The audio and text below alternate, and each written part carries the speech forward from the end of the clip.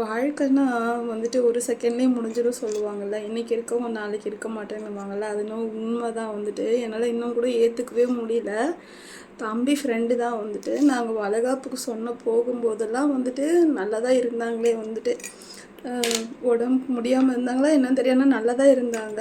எங்களுக்கு திங்கக்கிழமை எங்கள் வீட்டில் வளைகாப்பு முடிஞ்சது. புதன்கிழமை இறந்துட்டு இருக்காங்க. எனக்கு தெரியாது.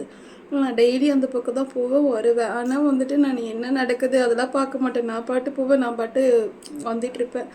அவங்க இறந்துட்டுருக்காங்க 3 நாள் விட்டு தான் எனக்கு வந்துட்டு திடீர்னு அந்த கண்ணீர் அஞ்சலி போஸ்ட் ஒட்டி வச்சுருந்தாங்க.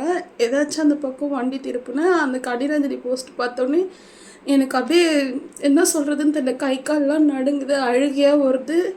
அப்படியே கொஞ்ச நேரத்தில் மயங்கிட்டேன். வண்டியிலேருந்து கீழே விழுந்துட்டேன். வந்துட்டு கொஞ்ச நேரம் விட்டு மறுபடியும் வந்துட்டு எனக்கு அங்கே என்ன நடந்துச்சுன்னு எனக்கு தெரில. மறுபடியும் எழுந்துச்சிட்டு அந்த போஸ்ட்டை தான் பார்த்தேனே தவிர அது வந்துட்டு ஓரளவு அவங்க அம்மாவுக்கு நினைவு நாள் வந்திருக்கும், அதனால் ஒட்டியிருப்பாங்க. அப்படி தான் போதே தவிர அவங்க இறந்துட்டாங்கன்றது என்னால் ஏற்றுக்கவே முடியல. அப்புறம் தம்பிக்கு ஃபோன் பண்ணிட்டு என்னடா ஆச்சு எப்படா அப்படின்னு கேட்டால் உனக்கு தெரியாதா? ஏன்னா நான் அந்த ஏரியாவில் இல்லை, கொஞ்சம் தூரம் வந்துட்டேன் நான்.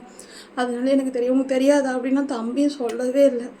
என்னால் ஜீர்ணிக்கவே முடியல. எங்கள் வீட்டுக்கு வருவாங்க எனக்கு கல்யாணம் ஆகிறதுக்கு முன்னாடி தம்பி தம்பிங்க நிறைய பேர் வருவாங்க. பாட்டி கையால் ரசம் அந்த இப்போ இறந்து போனவங்க வந்து பாட்டி கையால் ரொம்ப பிடிக்கும் ரசம் வந்துட்டு அவங்களுக்கு. அதுக்கப்புறம் கல்யாணம் வந்ததுக்கப்புறம் நான் இன்னும் கிட்ட யார்கிட்டையுமே அதிகமாக பேச மாட்டேன். இப்போ நான் லைவில் பேசுகிற அளவுக்கு சேனலில் பேசுகிற அளவுக்கு தெரிஞ்சவங்கிட்ட அவ்வளோ பேச மாட்டேன். இப்போ தான் இந்த ஒரு வருஷமாக தான் அதிகமாக பேசிகிட்டு இருக்கேன். என்னால் சொல்லவே முடியல, வார்த்தையால் சொல்லவே முடியல, ஏற்றுக்கவே முடியல.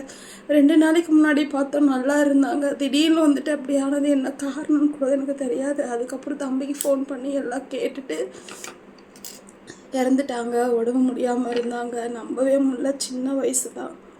இன்றைக்கி இருக்கவங்க நாளைக்கு இல்லை. உண்மைதான் அது.